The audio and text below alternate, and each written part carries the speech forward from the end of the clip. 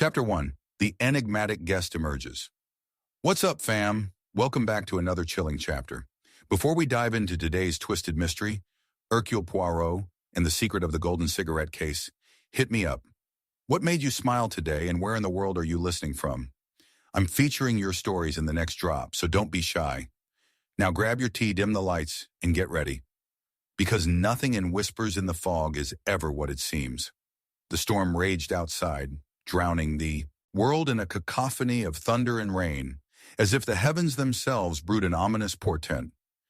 In the dimly lit study of the grand, aging manor, shadows flickered like ghosts against the walls, shifting with each crack of lightning. Suddenly, a shriek pierced the air, sharp and terrified, echoing through the heavy silence, followed by a haunting stillness that draped over the room. A body lay sprawled on the regal carpet, eyes wide in uncomprehending horror. The illustrious Lord Pembroke, his life extinguished in an instant, the very portrait of a man in shock. The guests assembled in the drawing room, a motley assortment drawn from the fringes of high society, now gripped by confusion and fear. Among them stood Hercule Poirot, his distinctive mustaches quivering as he took in the scene with a measured gaze. He was no stranger to the depths of human depravity, and as the storm outside battered the windows, he felt a familiar thrill coursing through his veins. A mystery to unravel, a fide de royaume, darkness to pierce. Ah, but the human heart, it hides many things, mon ami, he murmured beneath his breath, keenly aware of the elements at play. 3 individuals emerged as suspects in this gathering storm of dread. First, Lady Agatha Pembroke, the victim's wife, her porcelain skin as pale as the moonlight that occasionally broke through the clouds.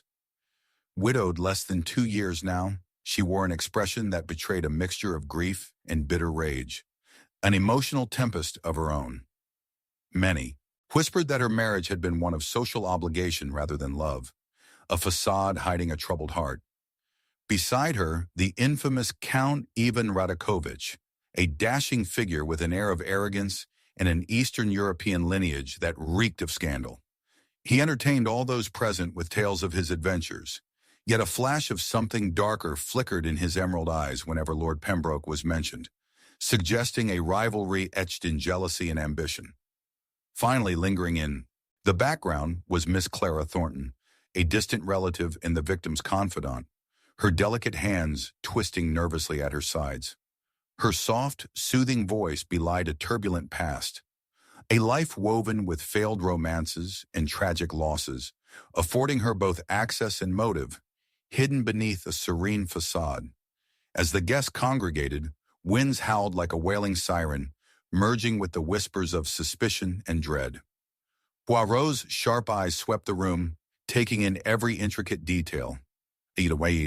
Patterns on the carpets, the faint scent of jasmine clinging to Miss Thornton, the way Count Radakovich's fingers drummed nervously against his hip. Each nuance painted a more complex portrait of distrust and secret desires. The atmosphere thickened with unspoken accusations.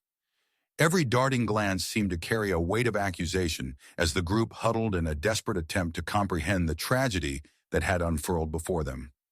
Seizing the moment, Poirot addressed the assembly with calm precision, his voice etched with authority. Mon ami, he began, as the candlelight flickered against his elegant features. The clouds have obscured the truth, but as surely as the storm shall pass, so too shall we unveil the intricate machinations that bind us all. With a soft pause, he allowed his words to sink in before turning to Lady Pembroke. Madame, may I inquire about your whereabouts at the moment? The cry echoed through these hallowed halls. Thus began a dance of deceit and revelation. Lady Pembroke, her hands trembling, recounted an elaborate account of her time in the garden, claiming she had been admiring the storm once it had begun.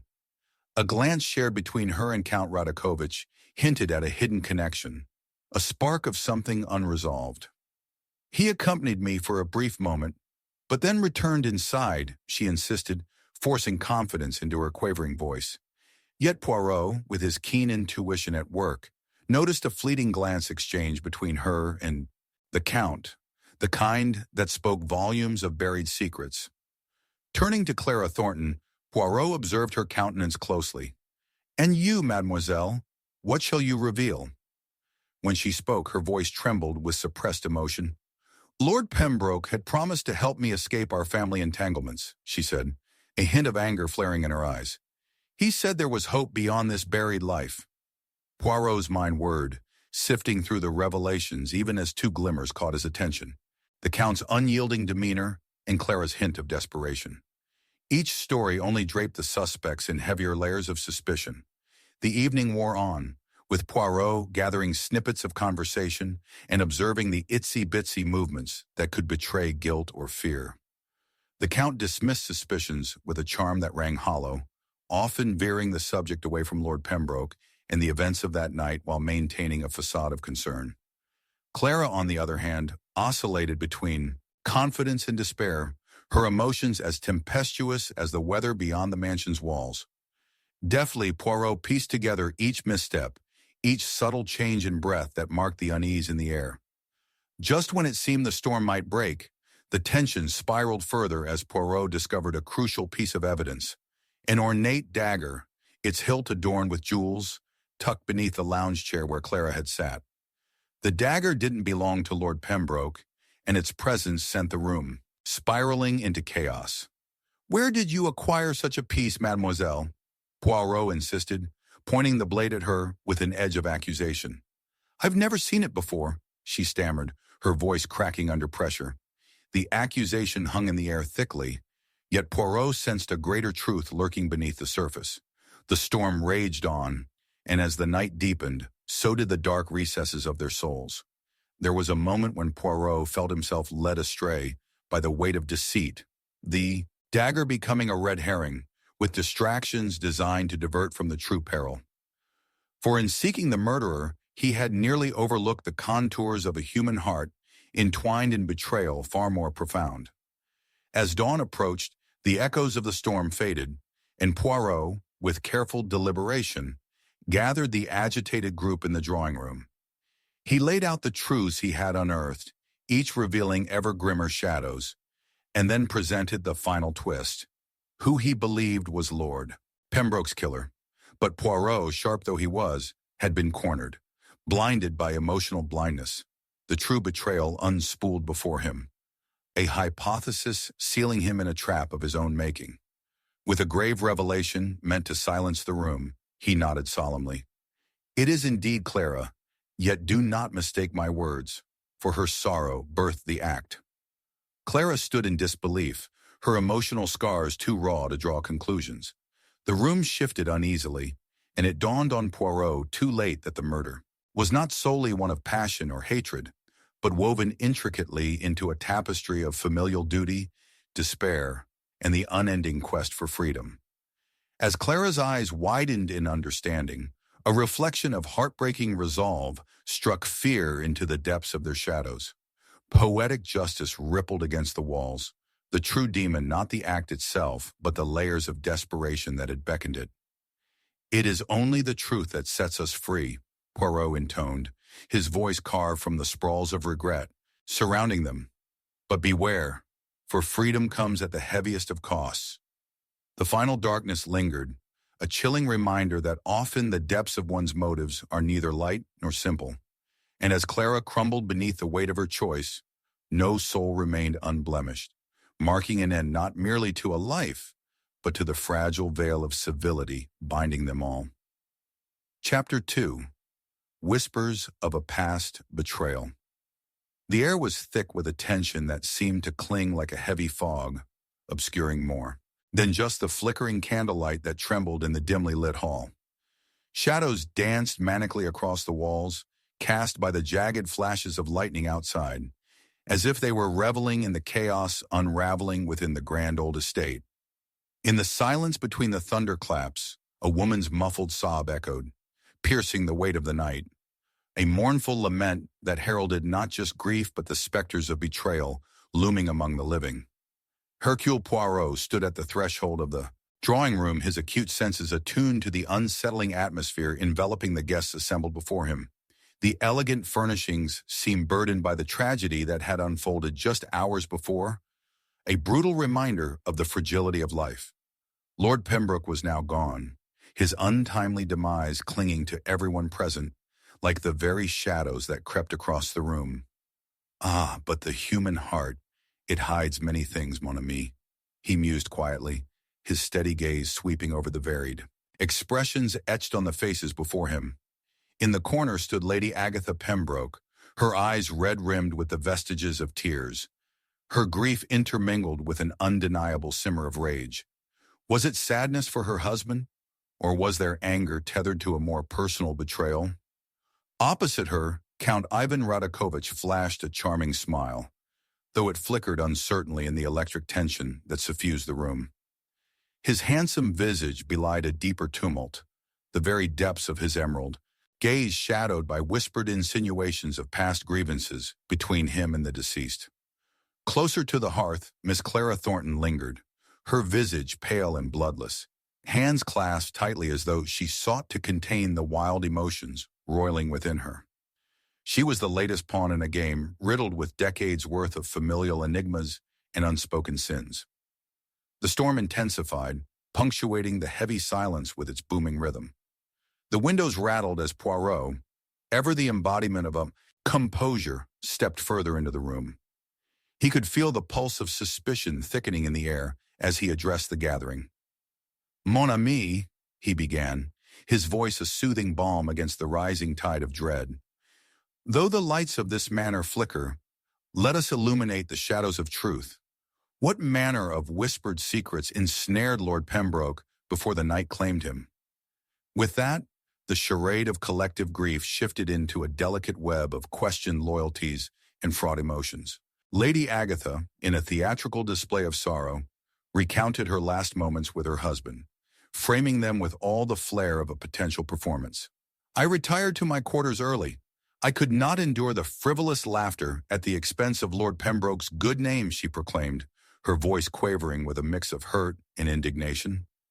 Poirot's discerning eyes caught the slight tremor in her hand as she spoke, a betrayal lurking just beneath the surface. "And yet, madame," he interjected, smoothly, "it is odd that you also note a familiarity with Count Radakovich, is it not? Do you claim he was, how shall we put this, an unwelcome distraction?" Count Radakovich chuckled lightly, a practiced facade slipping into view. "Lady Pembroke and I share a long-standing friendship, though perhaps some misunderstandings have marred it. Jealousy is a wretched guest," he quipped, yet there was a hint of impatience beneath the surface, a welling frustration perhaps induced by the penetrating stare of Poirot. Miss Thornton too felt the shift in focus. In her quivering voice she insisted, "I had hoped to find solace in Lord Pembroke's counsel. He spoke of setting me free from the confines of our family's burdens." There was an authenticity in her words, yet Poirot noticed the flickering shadows passing behind her eyes, obscured remnants of a haunting past. As Poirot began to weave together their stories, the room held its breath. The storm raged outside, its cacophony and agonizing backdrop to the mounting tension. Each character now unwittingly painted themselves with shades of suspicion. Tragedy had carved their responses into jagged edges of grief and bitterness. It was Clara's gaze that struck him most. The flicker of defiance beneath her sorrow hinted at a hidden resolve, a guarded truth she willed to remain unspoken. Days began to unfold like the petals of a dark flower, and the investigations delved deeper into the realm of secrets woven through time. Poirot meticulously gathered snippets of conversation, always attuned to the subtleties that could betray guilt or fear. And amid his observations, the discovery of an antique letter, its ink faded, but the words soaked in pollution from the past, sent ripples of understanding through his mind. It detailed a financial arrangement, one that hinted at motives, grievances, and perhaps a shocking betrayal that lay buried within family ties. Even in their shared revelations, the truth was elusive. It shimmered and shifted like the shadows engulfing them. Lady Agatha's yearning for an unshackled life juxtaposed with her loyalty to a husband whose legacy weighed heavily on her, while Radakovich danced around the truth like a predator, ever lovely yet devious. Clara now held the letter firmly within her possession, a smattering of familial history that spoke of promises broken and embers of old betraying long-held trust. As the piece of evidence unfolded, Poirot felt shadows narrowing around him, a shroud of misdirection cloaking the undeniable essence of betrayal, the perfect red herring. He considered the motives woven among them, and yet, through it all, he discerned the pulsating rhythm of heartbreak. Would it be vengeance or devotion that illuminated the darkness ahead? With each dialogue, Poirot deftly peeled back the layers, his mind racing through conclusions and possibilities. "Tell me, dear friends," he enticed, "what binds you each beyond the mere gossamer of emotional scars? Could your relationships harbor more than mere familial or social connections? Where does love turn to resentment? And in what way does ambition transform bonds into petrified shadows?" At last, the final hour struck, and the storm quelled, leaving an eerie stillness in its wake.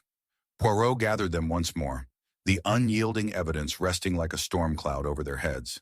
The lingering air buzzed with unnameable tension as he began his exposition. "Mon ami, what appears as a straightforward sequence often veils the intricate dance of desperation. Agatha, do you recall that painful letter regarding your inheritance? A betrayal sustained by the weight of obligations, yet never revealed?" The gasp echoed around the room, a visceral reminder that clean-cut resolutions often lay far beyond the surface. "Ah, but in this revelation lies the real truth," he intoned, fervor edging his voice. "The essence of betrayal lay not solely with the traitor who struck in the dark, but with the weight of bonds and attachments that demanded the sacrifice of another. The truth unfolded like a ghostly sigh, revealing that Clara, laden with years of anguish and loss, had been attempting to set her and Agatha free from the webs of their oppressive legacies, intertwining their fates and spinning a tale far darker than imagined. Betrayal, then, was not an isolated act, but a desperate crisis entwined in their histories, a twisted longing for liberation delivered in the shadows.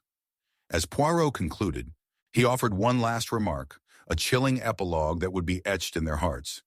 "Freedom is rarely attained without sacrifice, and often it is the ones we trust most who betray our ambitions." The remnants of the storm clung to them, finally illuminating the fragility of their ties amidst the darkness.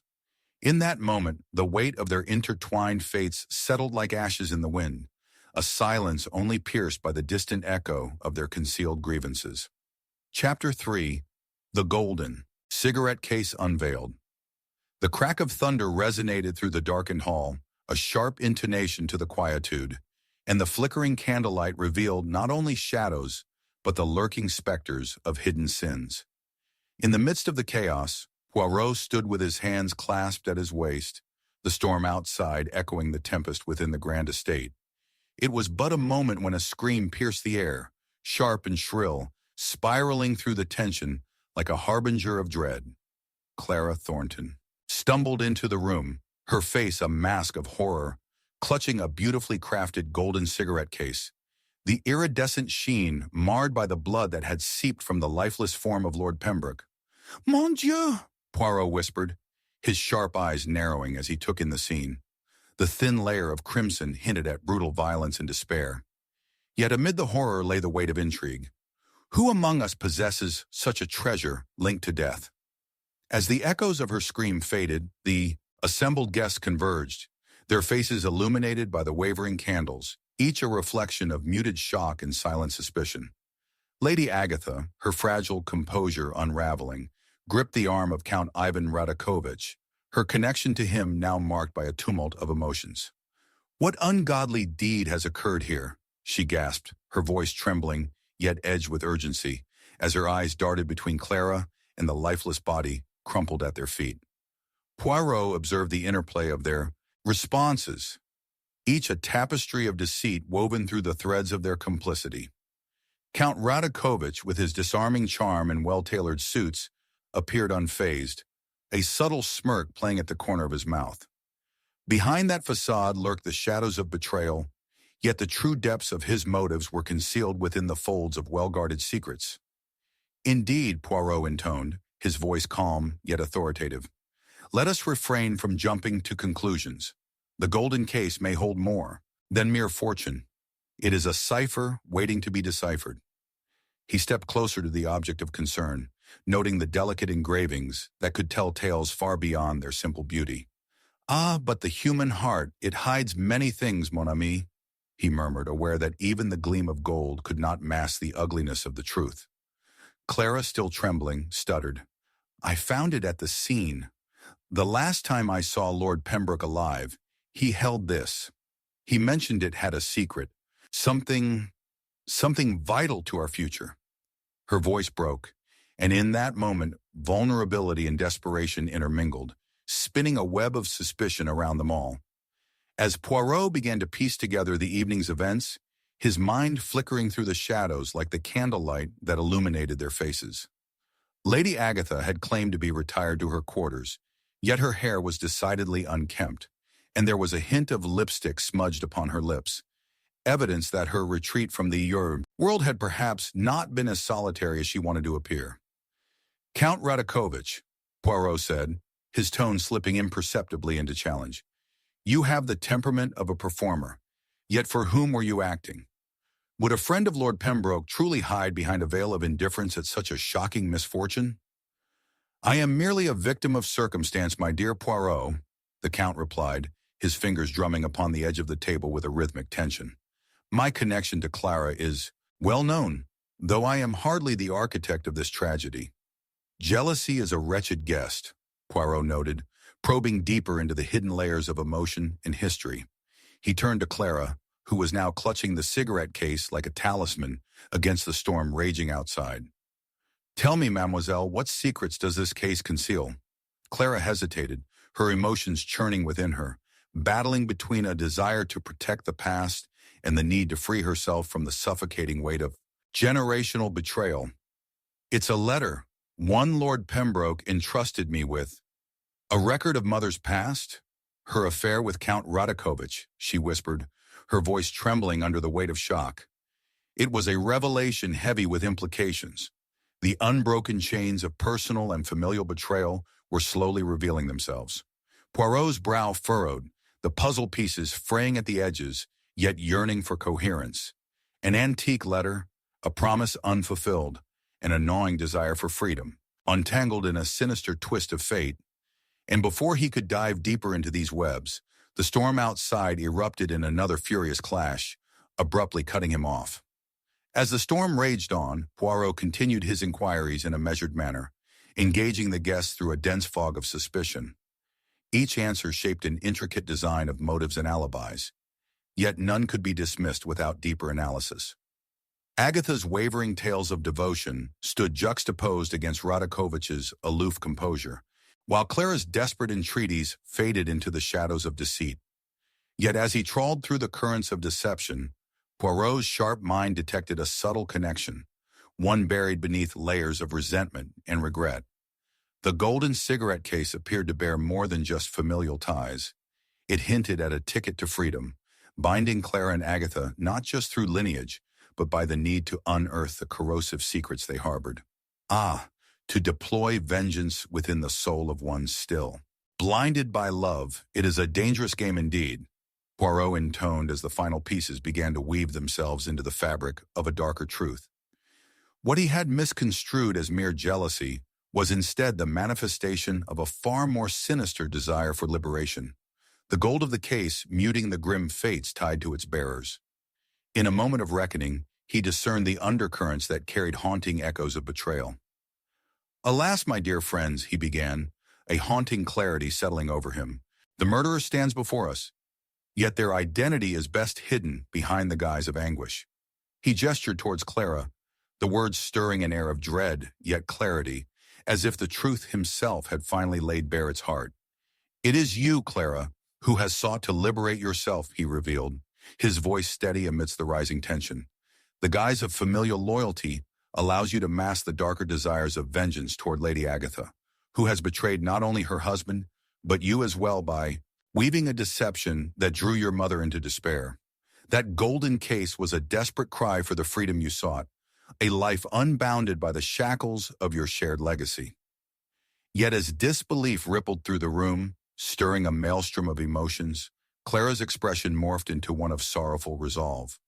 revealing the cruel twist of fate entangled within family loyalty and betrayal. She had indeed endeavored to extricate them from the tethers of an oppressive legacy, but it was the mounting emotional tempest in the hearts of those entangled that had led to Lord Pembroke's demise. With the storm receding, it appeared as if everything had settled, yet the shadows lingered touchingly. As Poirot concluded his revelations, he delivered his final line, leaving the air thick with the weight of betrayal. "Freedom, my dear friends, is seldom gained without sacrifice. Those we love most can be the bearers of our deepest wounds."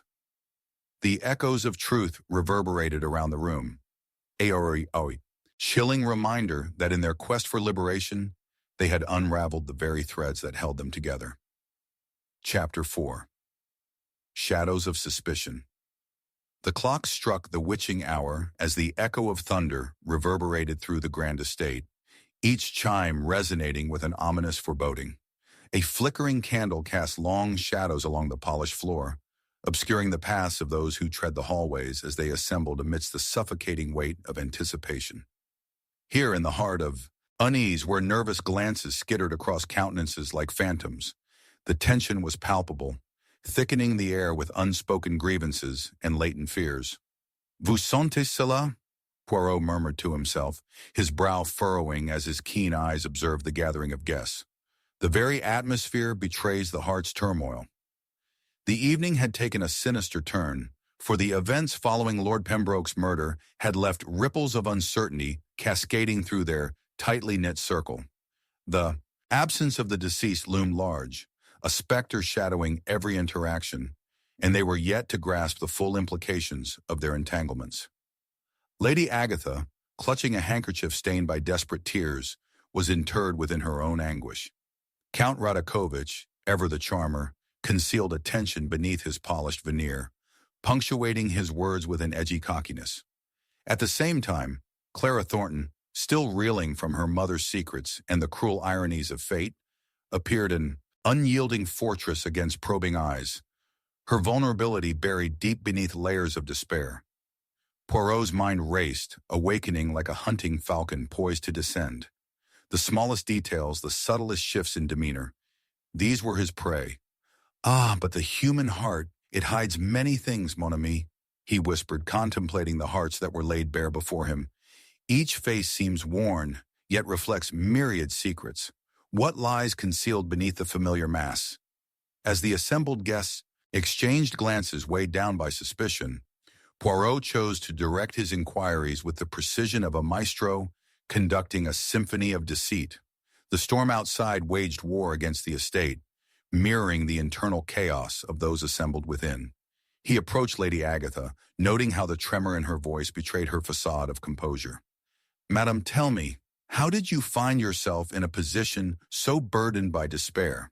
he asked gently, careful to draw out her story, aware that the truths buried within her traumas were not easily unearthed.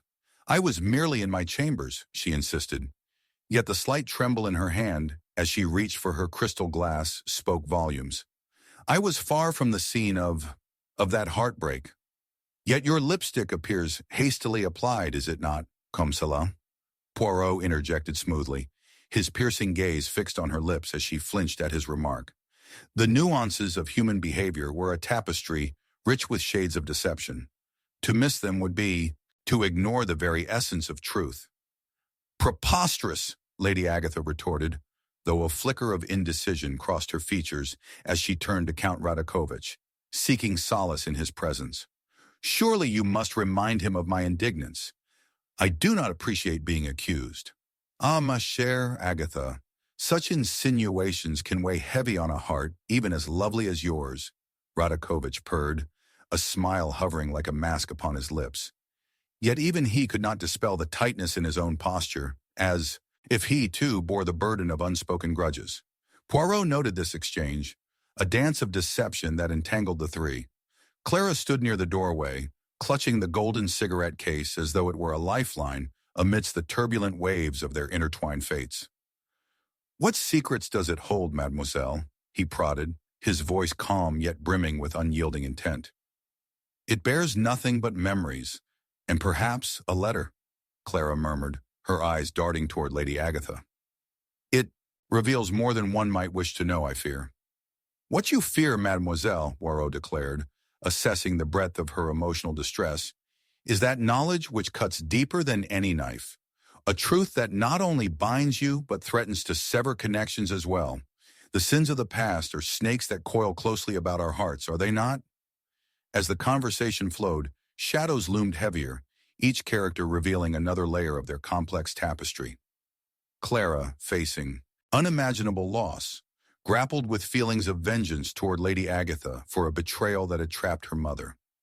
Count Radakovich oscillated between charm and irritation, his every word echoing the hidden motives of a man who, despite his exterior, remained deeply intertwined with past tragedies. Lady Agatha, though cloaked in stylish defenses, could not conceal grief or guilt that hung like a shroud over her soul. As the evening lingered, Poirot encountered a moment of stillness. Dorari Waichuer flickering candle cast intricate patterns upon the walls, illuminating a hidden connection. It was then that he recalled a detail that had slipped his mind. The families of all three were tethered by a tapestry of affairs and scandals, stretching far beyond the present turmoil, an elaborate facade sustained by malign prenatal ties. Diving deeper into the subject of Count Radakovich's past, Poirot inquired, Monsieur, what do we truly know of your connection to both our dear Clara and her mother? Are there shadows that dwell past the glittering surface of your reputation? With a dismissive wave of his hand, Radakovich retorted, My past is of no consequence to the living. Lord Pembroke's death is a tragedy that we must all bear. But within his darkened gaze, the shadows of guilt flickered like dying embers. Poirot, ever the watchful detective, noted a slip, a faint tremor in Radakovich's voice, a brief involuntary arch of his brow. And yet your anger suggests otherwise, Poirot replied with cool discipline. You stand before us each wearing masks woven from the very threads of distrust. The climax approached, punctuated by an explosion of wind that rattled the windows. Poirot's instincts snapped into clarity. The shadows whispered tales of betrayal laced with hidden motivations. The final revelation began to unfurl within his mind, the threads of deception converging like a tempest converging upon the shore. As he gathered the assembled, he proclaimed, Ah, mes amis, the time has come to unveil the truths that bind us. Clara, you seek freedom not through bloodshed, but through understanding, a liberation from the ancestral ghosts trailing behind you. But it was not me. I never intended for him to die, Clara exclaimed, her voice breaking against the tension. Yet it is your intentions toward Lady Agatha that bear weight. Are they not? Poirot countered. The fear of inheritance transferred into a deep-seated longing for vengeance has painted a dark picture, a familial loyalty gone awry. With realization dawning in the other's eyes, he presented the final twist. And Count Radakovich, you are the shadow who has manipulated these desires beneath the surface. You alone knew of the correspondence and sought to ensnare both women in your web of deceit. Your charming facade concealed the true architect of their despair. Ah, you are mistaken, Radakovich seethed, but the mask was slipping fast. Indeed, I am not. Poirot's words cut sharper than any dagger. For betrayal runs deeper than one lesson learned through loss. It is a currency exchanged within the hearts of those drawn together by more than mere blood. In your darkest desires, Count, you sought to exploit the very unraveling you now purport to despise. As silence engulfed them, Poirot prepared to deliver his final line, the stinging truth encased in his elegant manner. In the dance of shadows, it is often those we presume most close who yield the deepest wounds of betrayal. Let this darkness, my friends, remind you that knowledge can unshackle or irrevocably bind. The heart remains enigmatic, true, but its consequences are all too vivid. As he paused, the weight of his words settled upon them, tangible and chilling, a solemn reminder forged in silence. Chapter 5. The Cryptic Code.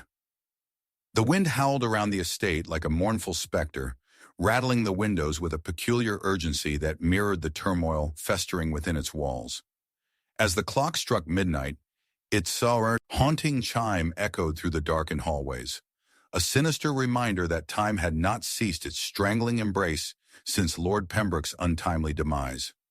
Clad in an unnatural silence, the drawing room appeared a tableau of confusion, with three figures encircling a solitary table, where a cryptic letter lay sprawled, taunting them with its potent implications. "Ah, what is this?" Poirot mused, stepping lightly into the room, his presence igniting a surge of palpable tension. The flickering flames of the candles illuminated his features, casting shadows that clung to the room like regrets. "A mystery within a mystery, n'est-ce pas?" He observed the participants, a trio ensnared in the grip of suspicion. Clara Thornton, still clutching the golden cigarette case, wore her anguish like armor. Beside her stood Lady Agatha, her visage pale and drawn, yet fiercely composed, while Count Radakovich maintained a veneer of tranquility, though his dark eyes betrayed a swirling tempest beneath. "The letter, Poirot! It could hold the key!" Clara exclaimed, her voice a mixture of anxiety and hope as she gestured toward the paper, embellished with cryptic symbols and strange notations. "It was found amongst my mother's belongings." "Indeed?" Poirot's brow arched, his curiosity piqued. "A piece of a larger puzzle, I suspect, as it mimics the intricate dance of fate weaving through this somber tapestry." He stepped closer, his trained eye scrutinizing every detail, every nuance. "Let us unravel this code, mes amis, to uncover what secrets may linger in the shadows." As they huddled around the table, Poirot's mind was ablaze with notions of the human heart and its myriad deceptions. "Ah, mais, it holds much more than mere letters, does it not? This is no ordinary correspondence. It seems burdened by the weight of hidden histories." His finger traced the elegant curves of the symbols, and he sensed the emotion pulsating from each stroke, a reflection of the fears and desires entwined within their lives. Lady Agatha interjected, her voice barely a whisper. "It was my husband's work, a passion for codes and ciphers. He often spoke of the truth behind them." Her gaze faltered, revealing a vulnerability that contradicted her stoic demeanor. What if he left a message that could connect to Lord Pembroke's death? What if this is a trap?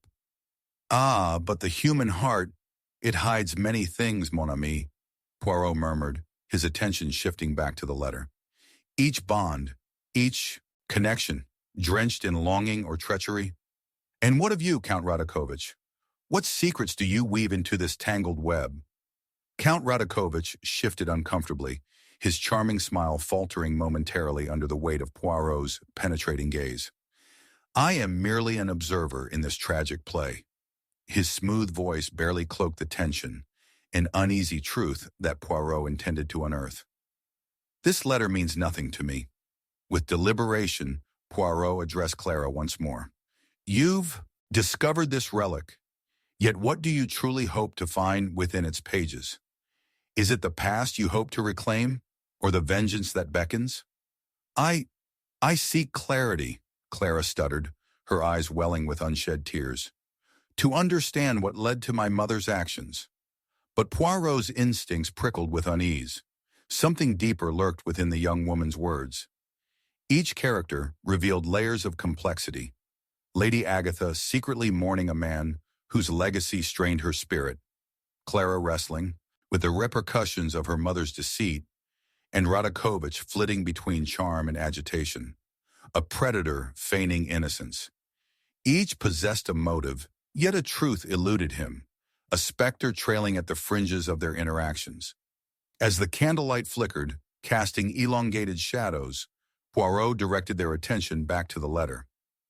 "Let us decipher its meaning, for perhaps the true essence of betrayal lies ensconced within its folds." He instructed them to share their interpretations, each voice building a cacophony of theories that spiraled into confusion. Hours passed. The storm outside raged with ferocity, matching the brewing chaos inside. Tension festered as accusations brushed the air like the chills seeping through the cracks of the old estate. Clara's voice trembled with emotion. What if it wasn't just a code but a warning? A final effort by my mother to protect us all? Poirot clenched his jaw, his emerging insight illuminating the darkness. Protect you or condemn?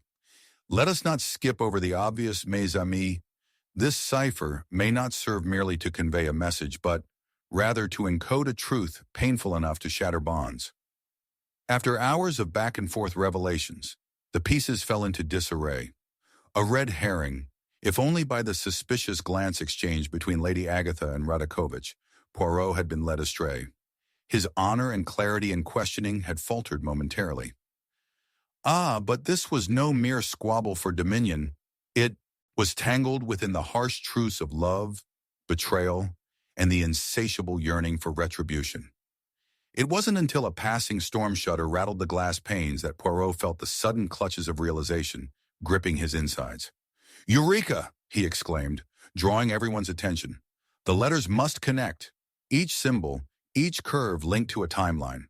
But it isn't just the past that threatens us. It is the presence of deceit masked in the guise of affection." He turned to Radakovich, whose facade shattered as the weight of his involvement became clear. "You, my friend, have danced with betrayal most intimately." "What do you mean?" Radakovich hissed defensively, yet Poirot pressed on, unraveling the revelations with surgical precision. The anguish of Lady Agatha's betrayal was but the consequence.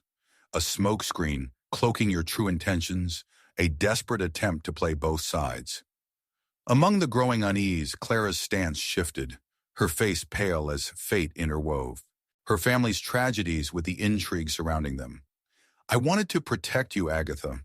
I wanted to believe we were simply tangled in a web of miscommunication." In that moment, Poirot revealed the final twist. "Your visions of protection, Clara, were the very impulses that bound your mother to this tragedy. A manipulation as influential as the entrancing allure of Radakovich's silken promises." Silence enveloped them, punctured only by the muted crackle of candle flames. "A true betrayal," Radakovich nearly whispered, defeated, "to become entangled in one's own lies." At that, Poirot stepped back, allowing the reality to settle like a heavy shroud among them. "True, Count, but remember, in the dance of shadows, the most exquisite facade can conceal a truth that may bind more tenderly than any expressed affection. The heart, my friends, remains a labyrinth. Beware those who pretend to guide you through." With Poirot's final words echoing through the air, the weight of their shared history and the haunting memory of betrayal loomed large. The night remained dark, secrets layered like stories untold, reminding them that in the wake of truth, the past could seldom be rewritten, only confronted, and its shadows would persist. Chapter 6. A Fatal Toast. The candle flickered ominously as the storm outside raged like an ancient beast, clawing at the aged stones of the estate. A heavy silence was punctuated only by the distant rumble of thunder, as though the heavens themselves anticipated the dread that loomed within. When the clock struck midnight, a loud crack of lightning illuminated the drawing room, casting fleeting shadows that danced wickedly across the walls. It was in this very hour, amidst the violent tempest, that a toast would seal a fate entwined in betrayal, igniting a tragic unraveling. Hercule Poirot stood poised with impeccable posture, his discerning gaze sweeping across the gathering at the long, ornate table. Guests settled around him, each clutching a delicate crystal glass filled with a deep red liquid that glimmered like the heart of a dying star. Clara Thornton, her face pale and eyes swelling with a mixture of trepidation and anticipation, raised her glass. "To the memory of my mother," she declared, her voice breaking upon the solemn tone, while her hand trembled visibly, betraying her calm facade. Beside her, Lady Agatha offered a tight smile, her lips painted crimson, matching the wine, her eyes shimmering with unspoken turmoil. Opposite, Count Radakovich, an unsettling smile dancing on his lips, lifted his glass with measured elegance. "To revelations and truth, mes amis," he intoned, the very syllables drenching the air with soft malice. As the guests took sips, a strange weight filled the room, a silence laden with hidden motivations, pulsating with the echoes of shared secrets. Poirot, with an acute sense for the atmospheric undertones, detected the subtle shift in Clara's demeanor. "Votre cœur, mademoiselle, it bears the burden of remembrance, does it not?" he inquired, an air of gentleness encasing his words. but his tone sharpened as determination coursed through him. The truth lay tangled within them, hidden behind their cordiality, and Poirot was resolved to unravel it before the storm ended.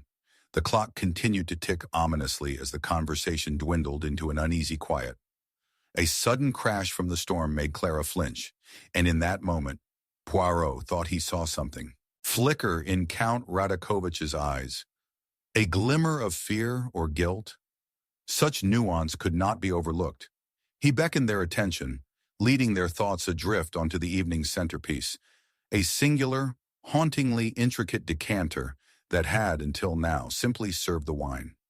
Ah, but the human heart, it hides many things, mon ami. Amongst this liquid courage lies another depth, a potential darker than night, Poirot declared. Lady Agatha, her composure wavering, interjected. Are you suggesting foul play, Poirot? The question hung heavy, seeping rivulets of tension, yet it also ignited something deeper in Poirot, a realization that echoed within his mind. Could it be that the toast, while seemingly innocent, masked something more sinister? What one means to honor may indeed lead to demise. Is it not curious, this toast of celebration, yet shrouded in shadow? His piercing gaze traveled from one guest to the next, lingering just a moment longer on the Count, who responded with a feigned chuckle. The storm outside grew fiercer, and merely moments passed before Clara's color drained as her hand abruptly dropped her glass, the crystal shattering upon the floor, its contents pooled like spilled blood. No, she cried, her voice cracking under the weight of a sudden realization that rushed to the forefront of her mind. Why does it feel like this is all predestined? That horrid question aggravated the room's already saturating tension. Poirot was intrigued. The lady struck upon an implication he himself had considered. Someone among them had orchestrated this very occasion. But how to uncover the truth? Poirot surveyed the three before him, noting Lady Agatha's clenched jaw, Clara's haunted eyes, and Radakovich's waning charm, thinned by unease. My friends, let us not stray from this hour's intent, Poirot pressed, calm upon the rising tide of suspicion. Confession or clarity, there is a dim light amidst this darkness. With coiled determination, he delved deeper, propounding questions that peeled back their guarded facades. Clara, shaken yet desperate, recounted tales of her mother's tragic past, igniting a personal vendetta against certain injustices where Lady Agatha was ensnared deeply within familial ties. Yet Agatha too bore secrets, whispers of her own alliances, followed by furtive glances exchanged with Radakovich. What of your connection, Count? Poirot's voice sliced through the noise of uncertainty. What sordid ties bind you to these? Women? Count Radakovich, his mask slipping, retaliated with barely contained fury. I am but a friend, a supportive figure. You encircle me with these accusations meant to bewilder. But Poirot remained steadfast, his mind racing through layers of deception like a clay de voûte supporting a structure rife with fractures. It was then that Poirot discovered the first twist, a postal letter that had become lost amidst the evening's clutter. Ah, but look here, he mused, producing the envelope with meticulous care. A detail overlooked in all the fervor, a missed message that may provide illumination. Yet as he examined its contents, the audience's breath caught collectively. A name emerged from the letter that sent shivers down Clara's spine.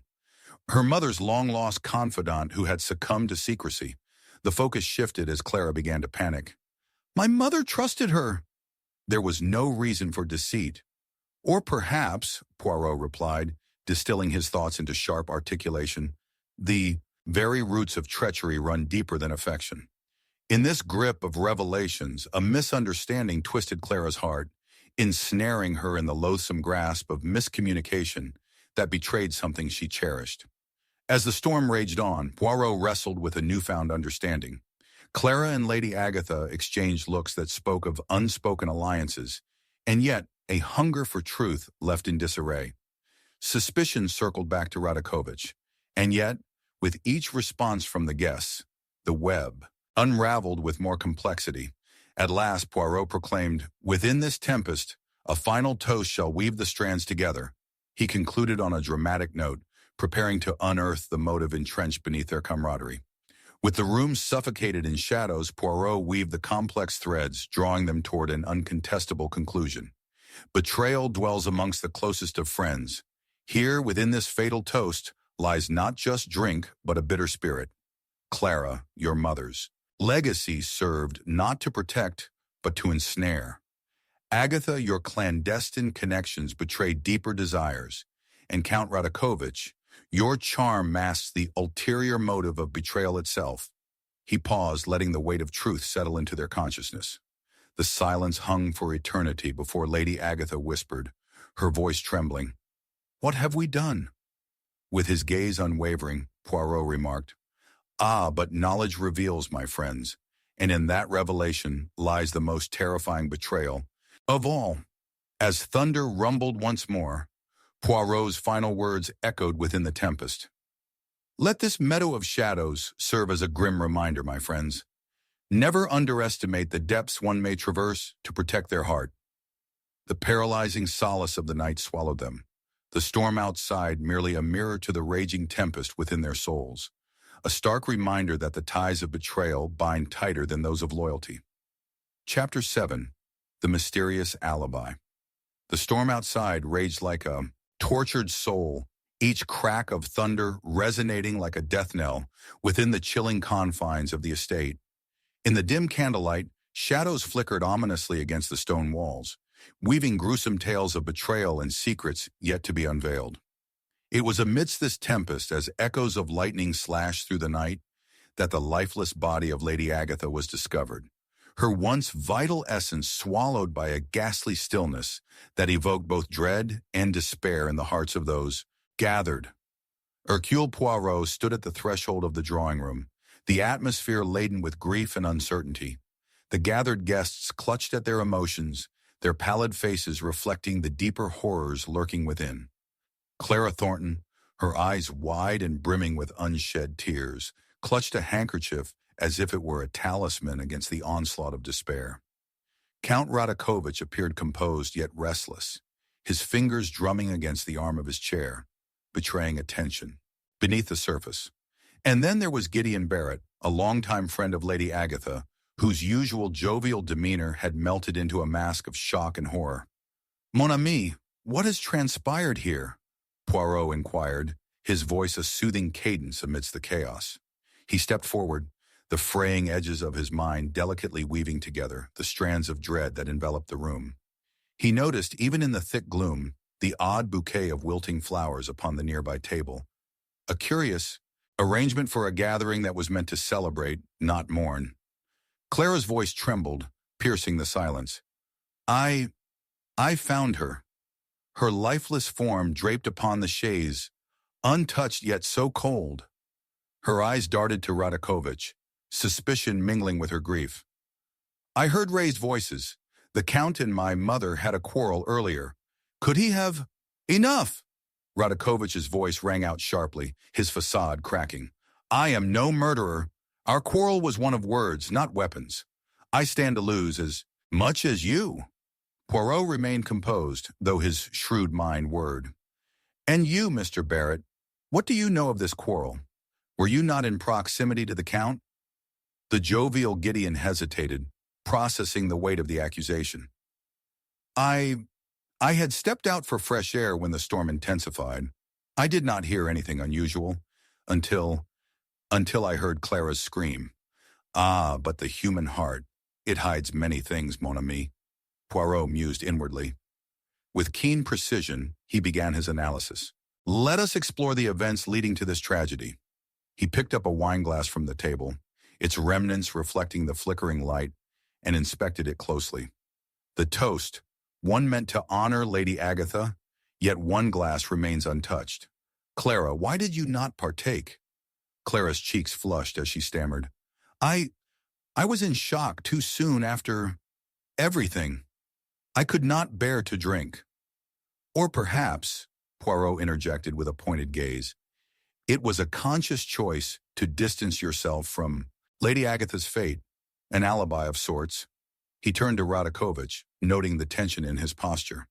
"And Count, You claim to have been engaged in spirited conversation before the tragedy.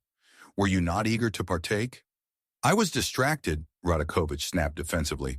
Yet Poirot observed the faint tremor in his hands. I had much upon my mind, our plans, of a future, of dreams. The storm outside boomed louder, drowning the retorts of piled secrets and unspoken words. As Poirot surveyed the trio, he felt the burden of shadows engulf the room, spiraling down the corridors of doubt. Each character before him was a reflection of the other's guilt, but it was Gideon who intrigued him the most. Mr. Barrett, your presence at the estate goes beyond mere friendship for Lady Agatha, does it not? I sense something more underneath your earnest facade. Poirot's gaze sharpened, probing deeper. Tell me, have you and Lady Agatha shared in a pact? Perhaps one that entwined your lives far closer than simple affection? Gideon recoiled slightly, his breath hitching. My feelings may have run deep, yet I would never harm her. The frantic heartbeat behind his words painted a vivid picture of anguish. Clara turned to him, uncertainty painting her features. And so began Poirot's dance, asking probing questions that unraveled the tightly held secrets. He endeavored to extract the truth from layers erected over time. Clara spoke passionately of her mother's ambitions, the familial ties that bound them, while Radakovich's eyes darted, disclosing fragments of untold history. Gideon, too, shook with memories unspoken, remnants of a bond fraught with tension and heartache. The pieces fell jigsaw-like, but Poirot refrained from declaring conclusions just yet. He sensed a discrepancy, a deliberate misdirection. For amidst the ebb and flow of narratives, a peculiar detail echoed within his mind: the wilting flowers. Summoning his resolve, he directed their attention to the table where they sat. Flowers, the guise of beauty, yet a reflection of decay. What bouquet did you bring, Clara, as a gesture of goodwill on that fateful night? Only roses, the kind she cherished most, Clara answered, yet her eyes flickered with uncertainty. I must demand you retrieve those floral remnants. Ah, the subtle scent, intricate and revealing. Poirot's heart raced as the truth loomed near, entwined yet hidden behind the petals. When Clara returned bearing the flowers, Poirot inhaled deeply. He discerned the faint traces of a toxin unbeknownst to him, veiled beneath the delicate aroma. Radakovich, you were to be the one to flourish within Agatha's circle, yet this is the catalyst of demise. Count Radakovich charged forward, rage shifting through him like the storm outside. You affix blame to me like a burden, but it is you who strangle truth with your inquiry. Ah, but the truth will out, mon ami, Poirot responded evenly, noticing the glimmer of panic in Radakovich's eyes. Within moments, he unveiled the mistrust twined within their alibi.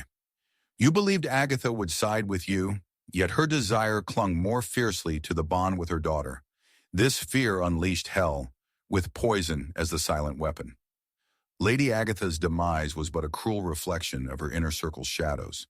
Clara's vulnerability, Gideon's unrequited love, and Radakovich's sinister ambitions coalesced into an unrelenting cycle of self-interest, masquerading as affection. And then the final twist erupted. A gasp escaped Clara's lips as she recalled a vital detail, fragile in its revelation. The flowers. There was one element I failed to mention, a rare essence added by a florist with whom we shared acquaintances. One fatal deception. In that moment, Poirot pieced together the haze of deception. Your alibi was cleverly crafted, yet marred by the touch of passion, a shared bond laced with betrayal. Clara, you adored her, but your heart could not conceal your covert roles. With a fraying web of lies unraveled, the room trembled with the weight of unveiling as Poirot delivered the final coup de grace. Ah, my friends, it is revealed. Your shared tears cloak a truth detrimentally veiled. Lady Agatha sought to protect her family, yet honesty crumbled before the altar of selfishness. The poisonous bouquet was no mere gesture. Betrayal lingers where love seems innocent. As the shadows swirled and the last flicker of candlelight waned, Poirot stood firm amidst the chaos. Beware, mon ami, the alchemy of affection may oft cloak the most sinister of intentions, rendering even the warmest of hearts capable of treachery. Thus, as the storm raged onward, a haunting silence enveloped them, each shaken soul grappling with the dark realities that entwined them, a testament of hearts twisted within the threads of fate. Chapter 8. Secrets in the Library. The air was musty, heavy with the scent of old leather and dust, as if the very walls of the library held secrets, yearning to be released. A single candle flickered on the immense desk, its wax melting like the fleeting hopes of the three suspects huddled in the gloom. Outside, the storm unleashed its fury, thunder roaring like an angry beast, while rain fell relentlessly against the window panes, weaving a symphony of despair echoing through the vast chamber. It was in this oppressive atmosphere that Hercule Poirot found himself ensnared within the web of fresh tragedy.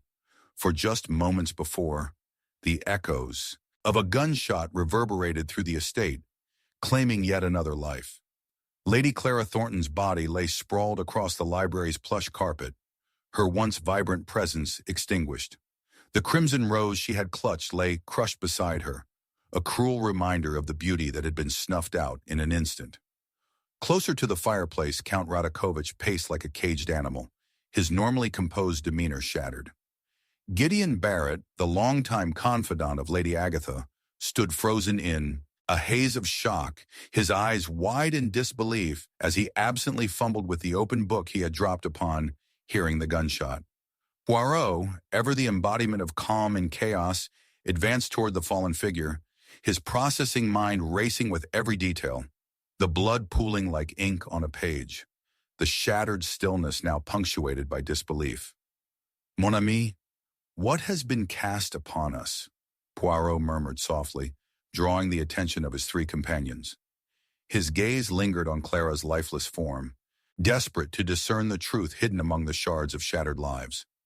"A tale woven in tyrannies, but whose thread has been severed this night?"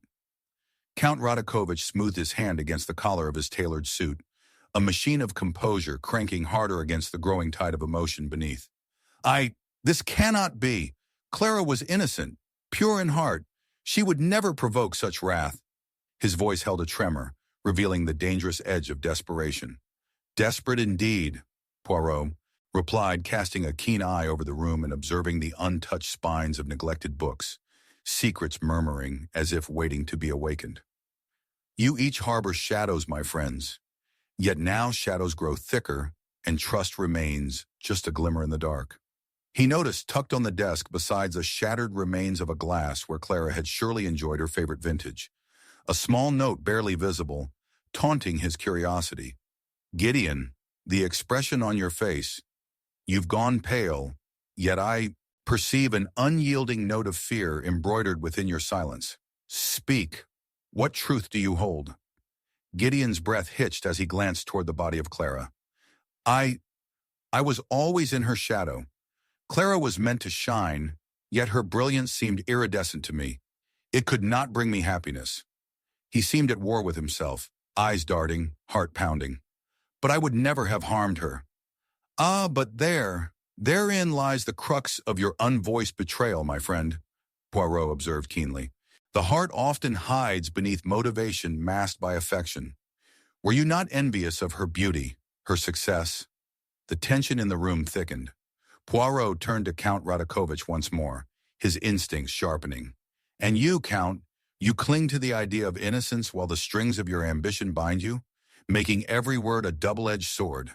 What was your relationship with Clara? A mere dalliance or a deeper entanglement?"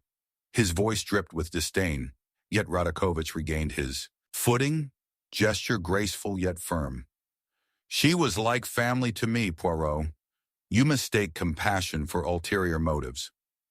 But Poirot observed the way he clenched his jaw and flicked his gaze, a telltale sign of deeper turmoil. Amidst the brewing storm, Poirot pursued his inquiries with tenacity. "Let us examine this note, a piece preserved amongst chaos. A mere hint of clay might denote an artifice of possibility." He approached the desk, delicately retrieving the small folded piece of paper. "Fate often toys with fickle hands, yes. One single word may rewrite history. In the feeble candlelight, he carefully unfolded the note, scanning its contents. It read, "Meet me where the shadows converge. Tonight is the night to unveil our plans." The ink spoke of deception, betrayal layered within its lines. Poirot felt the tide shifting, a growing realization brewing in his mind. Ah, but look, this invites us deeper, does it not, friends? Clara had dealings unbeknownst to her companions, and now, this corresponds quite closely with your very motives, Count. Radakovich opened his mouth to retort, but failed, overwhelmed by the weight of revelation. Now you stand accused, but we must not lose our path, Poirot said, cutting him off. For this is where the atmosphere dulls. Gideon, tell me of any interactions you had leading to this dreadful moment. I was there, Gideon murmured, lost in painful thought. Clara had mentioned a meeting that night, emphasizing urgency, wanting to uncover something. I thought it an innocent gathering. Yet, Poirot interjected, my dear Barrett, there is much that you do not divulge. The pieces of the puzzle shifted, red herrings littering his path. What charm did Lady Agatha wield that drew Clara closer, while you lingered in desperation? Just then, a crashing clap of thunder rumbled through the estate, and all eyes turned toward the grim window where shadows danced, and the faint outline of a figure crept within the rain. Poirot pressed closer, his instincts on high alert, as he spied the gleaming handle of another weapon slipping into view. It was a gun, not merely a chance, but an intrusion on their private realm. Ladies and gentlemen, we may have what we seek, Poirot asserted, now commanding the room with an authority that brooked no opposition. Allow me to elucidate two grievous truths. With clarion precision, he outlined the layers of deception. You, Count, desire fed like poison in Clara's presence, your ambitions shining through. You, Gideon, stifled by the weight of comparison, both of you neglected the spirit of friendship while nurturing the seed of betrayal. But the truth not yet revealed harbors more. His gaze immediately shifted back to the note. The identity of the author lies with a heart entwined in affections masked as friendships. The words echoed around the space, filling the room with chilling clarity. Poirot turned to assess the despondent expressions of both men before him. The truth loomed, realization reigned. A second betrayal coursed through their veins. Radakovich, unable to contain his growing rage, lunged for the note in confrontational fury. In that moment of chaos, Gideon stood firm, revealing a truth hitherto concealed. I am not merely a friend, Poirot. Clara was set to reveal my true identity as her half-brother. Stunned silence filled the room, encapsulating them in unyielding tension. Poirot, though momentarily caught off guard, recognized the upheaval this secret would unleash, both love and treachery dancing in chilling tandem. The clock ticked ominously in the background, signaling the urgency culture enveloped in grudges. Through love, betrayal lay thick like fog, yet unmasking reveals more than mere secrets. Poirot exhaled slowly, knowing the confessions merging into a tempest of guilt. Clara sought to shield the truth of blood, but motives twisted. It was indeed not a darkly orchestrated plan against her. The blood bond, believed, meant love turned deadly. Tremors of guilt clouded the air as both men grasped the ramifications of their entangled web. Know this, mon ami, the venom lies not only within the weapon that claimed life, but within hearts clinging to substance, a burden structured with unyielding despair. With determination manifesting in strength, Poirot turned his gaze once more to the slaughtered rose, the candle flickering its last light. Beware, dear friends, in a realm where darkness claims all, shadows merely await to mirror our deceit. As the storm unleashed its final screams against the estate, offering no kisses, only shadows, Poirot knew the game had forever altered, and secrets could never reside alongside the purity of light. Chapter 9. The Revelation of a Hidden Heir. The storm raged on outside, its furious winds whipping against the ancient oak trees that surrounded the estate, creating a haunting symphony that echoed in eerie harmony with the palpable tension inside. A distant clap of thunder punctuated the stillness, eliciting an unsettling shiver that ran down the spine of anyone present. Within the shadowy confines of the now infamous library, Hercule Poirot surveyed the scene with consummate focus, his brilliant mind whirling like the tempest outside. The lifeless body of Lady Clara Thornton still lay where it had been found, draped in stillness, a cruel harbinger of the secrets yet to unfold. In the trembling candlelight, Poirot's keen gaze shifted between the three remaining suspects, each ensnared in their web of grief and deceit. Count Radakovich lounged against the edge of the desk, his finely tailored suit doing little to mask the way his hands fidgeted with mounting anxiety. Gideon Barrett stood by the fireplace, moody shadows casting lines across his face, betraying his inner turbulence. Lastly, Lady Agatha, Clara's aunt, perched rigidly on a nearby chair, her haunted eyes flitting between her companions and the lifeless figure that once filled the room with charm. Her silence rippled through the air, weighed down by a decade of unsaid words. "Ah, but the human heart, it hides many things, mon ami," Poirot mused quietly, the scratch of his well-crafted pen against the pad on the desk, the only sound in the disarray before him. Beneath layers of allegiance, we often find obscured truths, deftly hidden from even the sharpest of minds. He contemplated the inky pool of blood that graced the carpet, its stark hue betraying the beauty it consumed. Each life intertwined through affection now stood on precarious ground, the truth promising to be far more treacherous than the silence that encased them. With fierce resolve, Poirot initiated his inquiry, carefully dissecting the strained connections amongst them. "Count Radakovich," he began, fixing the man with a scrutinizing glare, "you professed a bond of kinship with Clara, yet your loyalty seems hindered by desire. What of this family you speak, my friend? Can a heart enmeshed in allure speak of purity?" The Count's jaw clenched at the implication, a flicker of fury flashing in his eyes. "I cared for Clara beyond mere admiration, Poirot. She was my confidant, a sparkle in an otherwise dim existence. Surely you cannot equate affection with treachery?" Still, Poirot noted the subtle twitch of his fingers as he spoke. As the storm rumbled on, Poirot turned his attention to Gideon Barrett, who remained stationary, conflicted by unvoiced sentiments. "You dearly admired Clara, perhaps to a fault, but how does one glean enlightenment from the shadows of envy? Speak, Mr. Barrett, for your silence offers no comfort. Did Clara, in her brilliance, drown your own aspirations?" "I was her support," Gideon replied, mounting tension wrapping around his words. "But that suffocation did something to my spirit. Each achievement she claimed felt like a dagger through my heart. I sought solace, but I never intended harm." He recoiled slightly, as if the weight of his unexpressed feelings coiled around his throat. Finally, Poirot turned to Lady Agatha, her stern expression betraying layers of grief too heavy to bear. "And you, dear lady, you have borne witness to this tempestuous affair of hearts from its inception? What shadows precisely do you harbor regarding your niece's relationships?"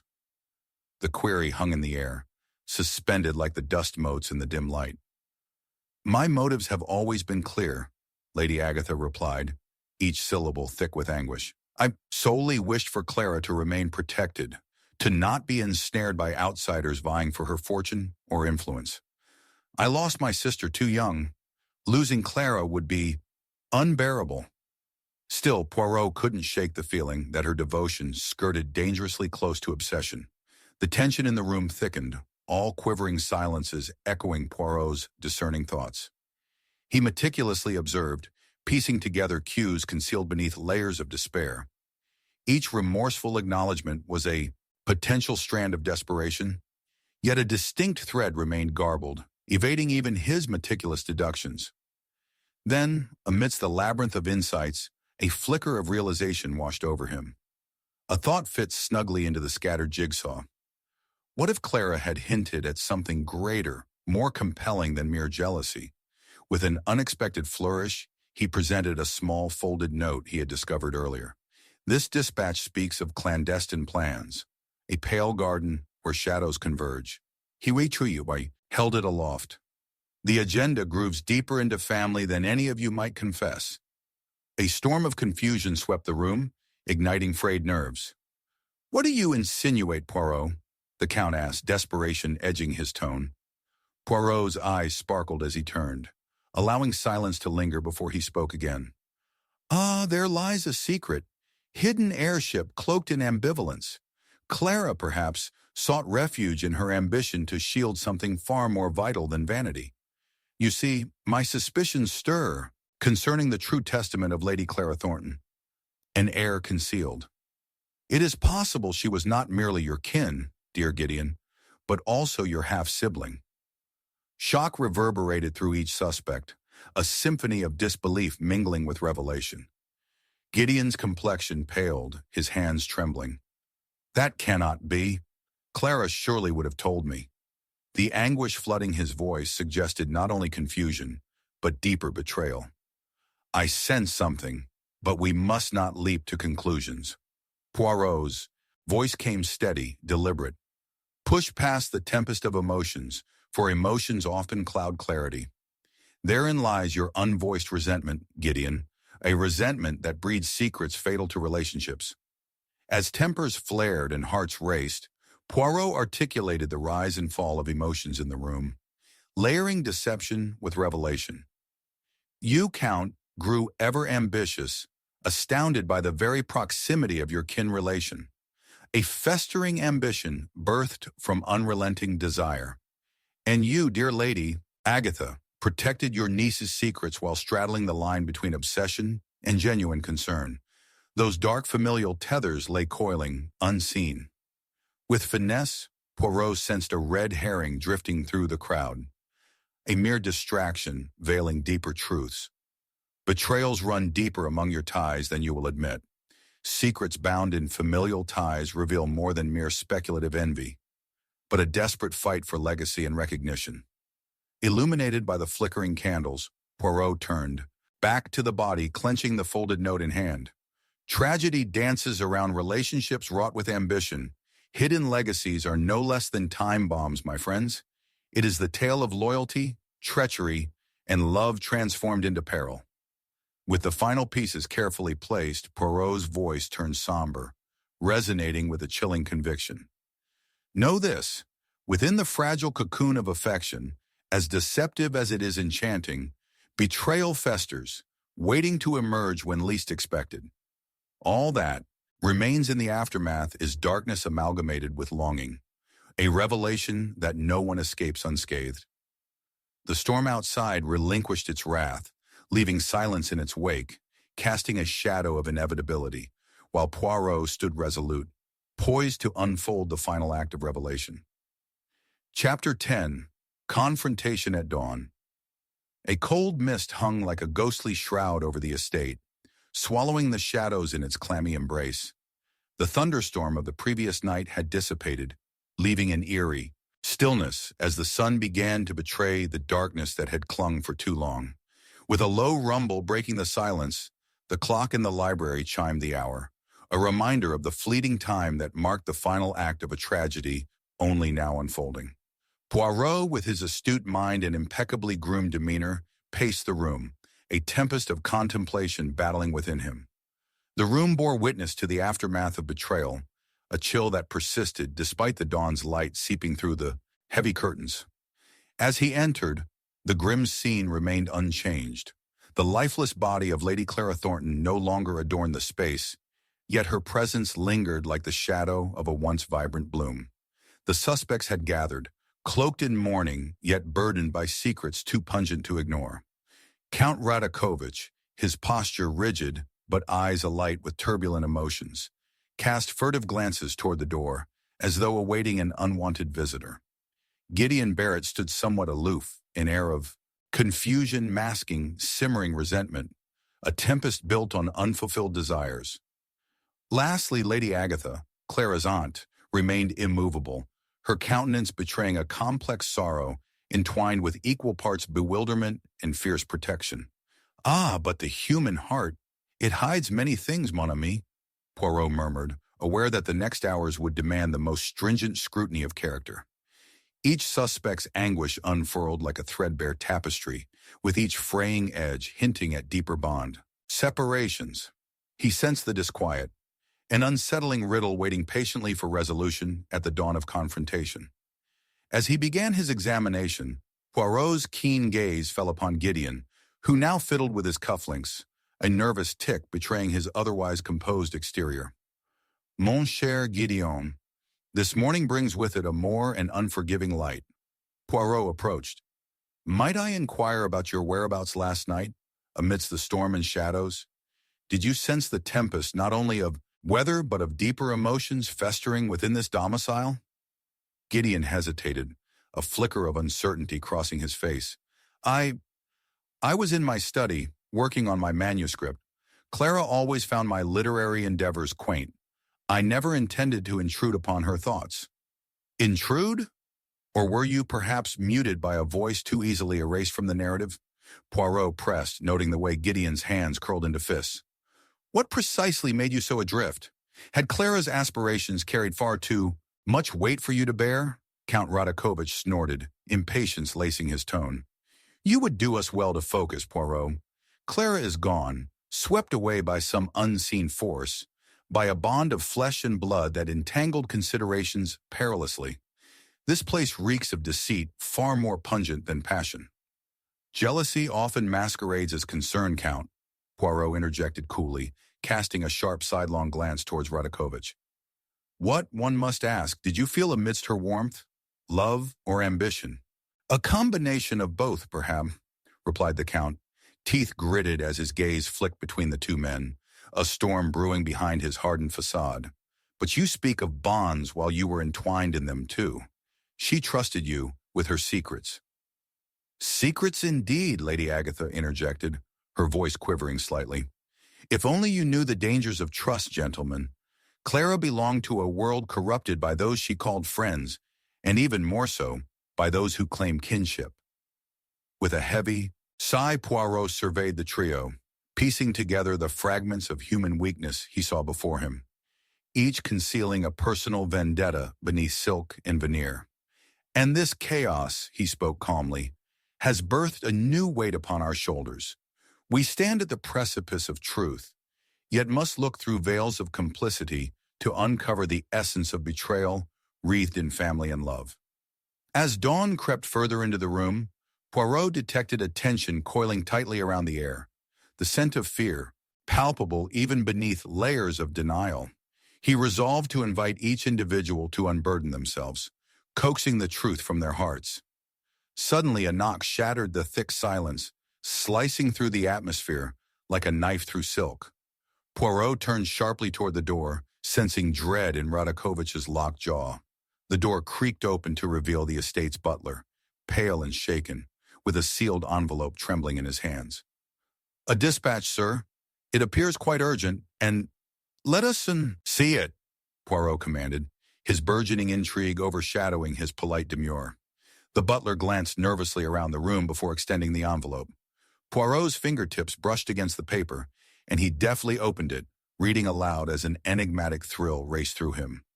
To whom it may concern, betrayal breeds betrayal, and all secrets will emerge. By dawn's light, your fate is sealed. Radakovich stiffened, while Lady Agatha's lips curled into a grimace of shock. What does this mean, she asked, a note of panic seeping into her voice. Ah, mon cher, it means that time is not our ally. Poirot dropped the letter.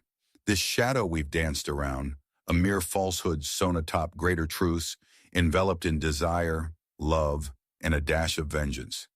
Each of you has long concealed your true intentions, masked beneath layers of affection and familial bonds. Something in Poirot's tone shifted the energy in the room, a dawning dread replacing doubt. The butler, still present, spoke up, cautiously. Lady Clara, she mentioned an heir, sir. With this utterance, a silence enveloped everyone. Poirot stared deep into the hearts of those surrounding him, pondering their hurtful conspiracies. In that moment of clarity, the weight of your collective ambitions splintered into jewels of malevolence. Betrayal resides not only within bloody hands, but resides within hearts entwined in self-interest. Gideon, realizing the ramifications of his silence, finally found courage. Clara and I, we shared a mother. But what does it matter? She was lost, and my heart did not yet understand until it was too late. With a serene wave of his hand, Poirot stilled the confused cacophony. Wrong. You possess the depth of tragedy contained within kin's blood, abandoning steps toward your rightful claim. In your jealousy, you deemed her as merely the shining celestial entity, when in truth, she was the tether to your own soul. The room crackled with tension, red herrings writhing beneath. Unexpressed emotions. Poirot set his gaze firmly on the Count. And here lie the other realities. The Count's ambition skated dangerously upon the waters of Clara's loss. When faced with unmasked truths, betrayal transformed the landscape of their hearts. Never had Poirot seen devotion marred by treachery so openly. The storm within the room echoed the one surging outside, the sunlight now a mere specter taunting them all. While life may claim its toll, the consequences are swift, my friends. Poirot finished finally amid the whirling storm of emotions that gnawed at the surface. As you stand here surrounded by shadows of past and the burden of love twisted by ambitions, know this. In the aftermath of confrontation, the true nature of your loyalty unravels, leaving you treacherous and forsaken. With that, Poirot turned, the weight of his words interred within their inquisitiveness as dawn broke outside. An unspoken understanding settled heavily over the trio. While betrayal had carved paths of ruin, the truth had the power to unveil not only dark secrets, but the light of redemption hidden within heartbreaks left unspoken, yet still resonant in the silence before them. Chapter 11, The Unraveling Thread. The clock struck ominously within the silence of the candlelit library, echoing like a funeral toll as shadows danced upon the walls, giving life to the grotesque figures of doubt and fear. A chill had settled deep within the estate, and the air thickened, suffused with the scent of unease. Poirot stood at the center of this tumultuous storm, where the echoes of betrayal hung like a heavy fog, rendering each heartbeat fraught with the potential for revelation or despair. In that moment, the darkness seemed to pulse with secrets, and the cool gaze he cast over the gathering was one of sharp clarity, the kind reserved for those who understand that the marrow of truth often lies entwined with sorrow. The suspects remained encased in trepidation. Count Radakovich glared defiantly, every taut muscle of his torso betraying inner turmoil, while Lady Agatha's eyes shimmered with unshed tears, a curtain between resolute sorrow and masked rage. Gideon Barrett, his earlier bravado stripped away, looked like a hollow shell, the frightened gestures betraying the fear that danced at the fringes of his composure. Each had played their part in this tragic unfolding, yet behind their complex facades lay hidden desires, desperation, and unforeseen alliances. A tapestry woven with threads of treachery. Poirot's mind raced, and in the maelstrom of complexity, he detected faint strands, the way a master weaver senses the discord in fabric. One must ask, he mused quietly, what truly binds you together, mes amis? Are your connections born of love, or merely tethered by ambition? The notion hung heavy, and with a swift turn of his discerning gaze, he scrutinized Gideon, who appeared a mere shadow of the man he had once been. Gideon, speak clearly, mon cher. You weep for your lost sister, but what else do you illuminate with your grief? The air grew thick as Gideon's response faltered, a tumultuous blend of sorrow and shame, swirling within him like a tempestuous sea. Clara was a beacon, illuminating my path while ensnaring me in the shadows of her successes. I could not bear the weight of our lineage, her brilliance eclipsing all that I despaired to achieve. It was difficult, he confessed, voice trembling. Yet there was a shimmer of something more profound lurking behind his confession, an inkling of concealed resentment and longing. Difficult indeed, Poirot acknowledged carefully, noting how Radakovich shifted, palpable tension radiating from him. And you, Count, how do your ambitions entwine with your affection for Clara? An edge of accusation slipped into Poirot's voice, slicing through the fragile atmosphere. Is it her love you coveted or her legacy? Such accusations, Poirot. You seek to lay fault where none exists. Radakovich's clenched fists at his side spoke louder than his words, a simmering rage brewing beneath his polished exterior. Clara and I shared a purpose. Our visions aligned. Perhaps it was you who fostered a disquiet in the depths of this very room. Beware, Poirot, for your inquiries only incite more anger amongst us. A mere diversion, Count, Poirot replied smoothly, choosing his next words as one would select fine wine. Lady Agatha, the grieving aunt, cloaked in layers of unspoken truths. Yours is a tale tangled in the very web of familial duty you straddle. Speak. Did you weave a tight net of secrecy to protect your niece from the dangers lurking in our midst? Protect? No, Hercules Poirot. I only sought to shield Clara from her own ambitions. Agatha replied, her voice quivering with intense emotion that crinkled her brow. Clara had the world at her feet, yet she burdened it with our family's insatiable greed. Her aspirations devoured her, and I was merely a guardian adrift among stormy seas, hoping to steer her clear of treacherous waters. Alas, Poirot felt a shiver crawl up the spine of his deductive reasoning, a malignant hint of the cunning designs that lurked closer than anticipated, mere scents teasing the nostrils. Indeed, this very night possesses a shadow that lengthens with each spoken word. Poirot reflected quietly before adding, We seek clarity within the morass of convictions, yet one thread must lead us most assuredly. Allow me to ask again, the air, this precious knowledge of which the butler spoke. What have you concealed? At this, a profound silence descended, and the weight of resistance grew heavier. Poirot savored the tension, probing each character's concealed depths, peering beyond their facade. Yet the truth, sharp as it was, it eluded him. The obsession danced tantalizingly close. The atmosphere strained, each heartbeat in the dimly lit space echoing louder than the next, as Poirot's mind wove possibilities, analyzing perspectives and trends in their words. Then it struck him, like a bolt from a darkened sky. In his earlier inquiries, a red herring glimmered, a distraction concealed within words, hiding a more sinister truth behind plain sight. On a darker note, let us consider this, Poirot declared, a sudden flash igniting within him as his gaze bounced between this entangled trio. Gideon, you spoke of aspiration, yet drew upon Clara's life force without seeking a share of your own. Count Radakovich seeks legacy entwined with love, yet hides the extent of his desires. And dear Lady Agatha, a noble protector turned puppeteer.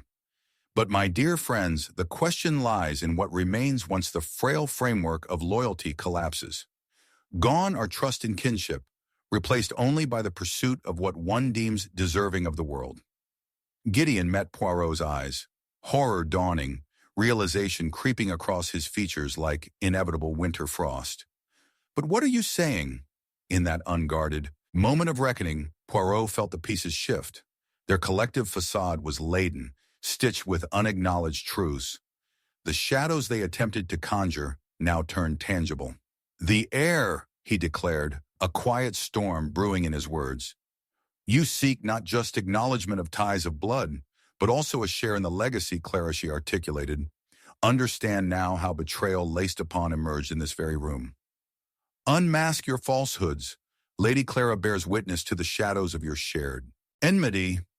Suddenly, the library's heavy doors burst open, revealing a figure wrapped in shadows, bearing the scent of danger. Poirot froze, the sudden arrival throwing a wrench into the fraught atmosphere.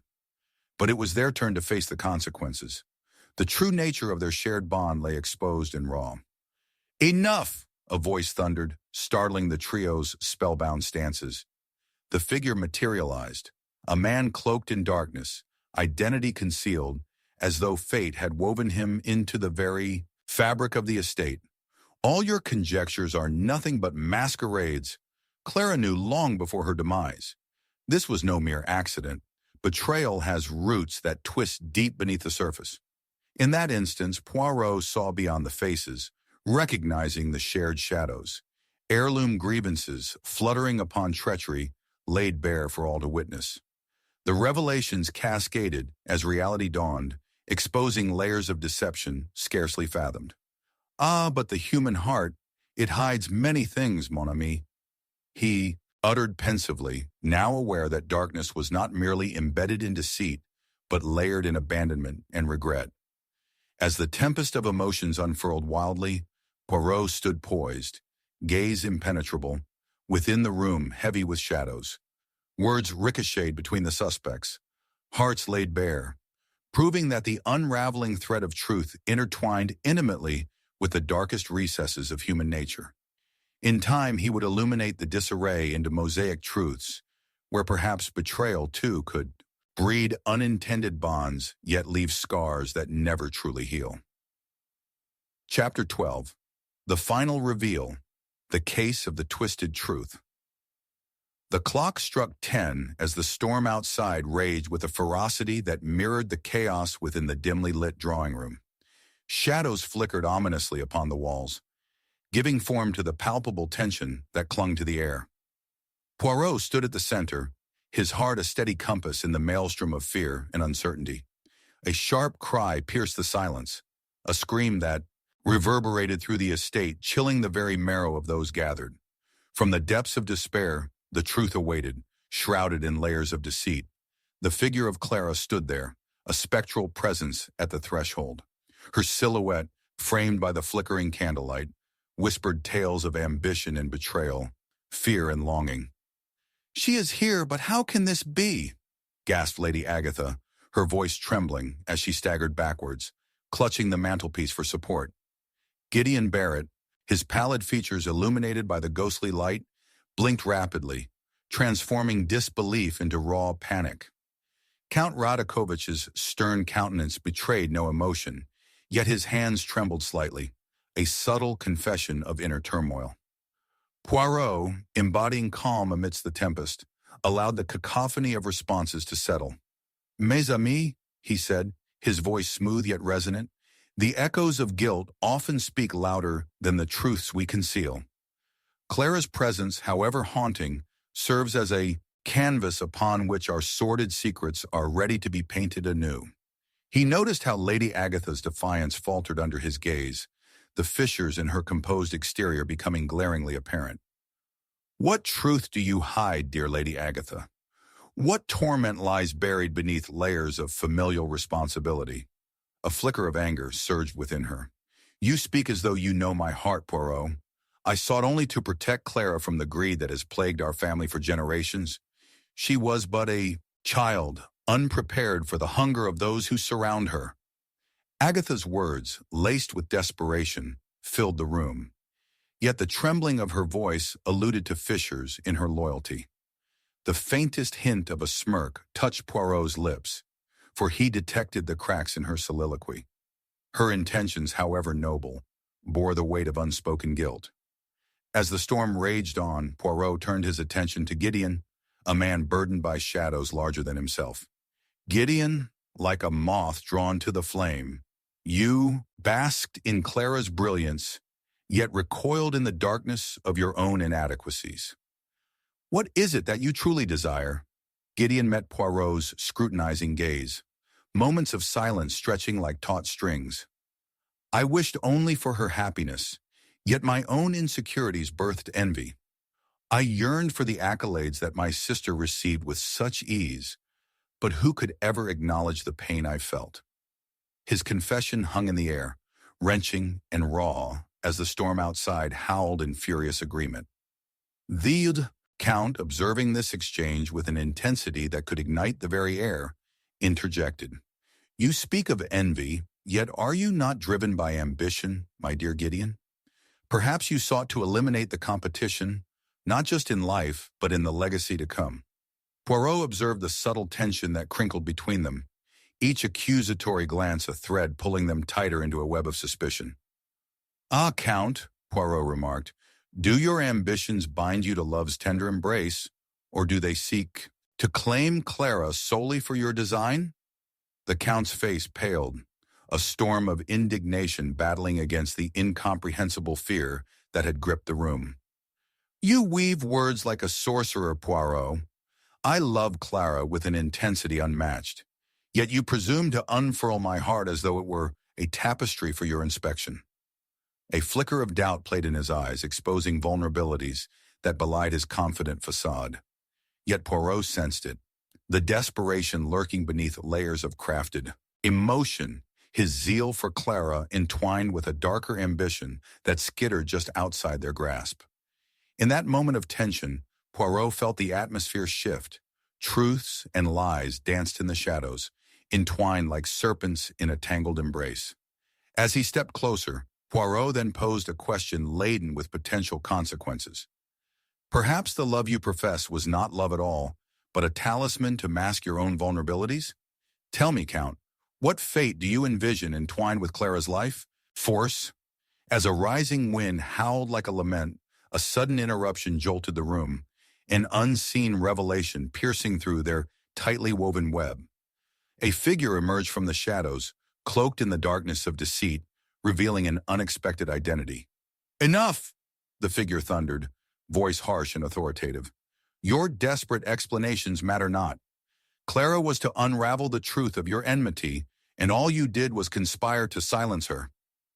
The room fell silent, disbelief flooding the expressions of those present. Poirot's mind raced, and suddenly the myriad of connections began to coalesce, illuminating the depths of human betrayal that lay beneath their veil of civility. "Who are you?" Lady Agatha stammered, confusion intermingling with rising fear. The figure stepped into the dim light, the butler James, whose loyalty had once been unwavering. "I was bound to your family by duty, yet entrapped by the darkness that ensnared you all." Sorrow and rage lined his features, revealing the depth of sacrifice he endured to protect Clara, and was now prepared to unveil the malignant truths that tied them all together. "How could this be?" Gideon whispered, horror etched across his face, the shards of familial fidelity crumbling around him. "Your loyalty was to her, not to us." The revelation reverberated, casting ripples across the room. Poirot stepped forward, piecing together the final moments of the puzzle. "Clara sought to expose the fractures of your allegiances, yet you conspired against her, not realizing the fateful irony that it would all culminate here against the backdrop of your betrayal."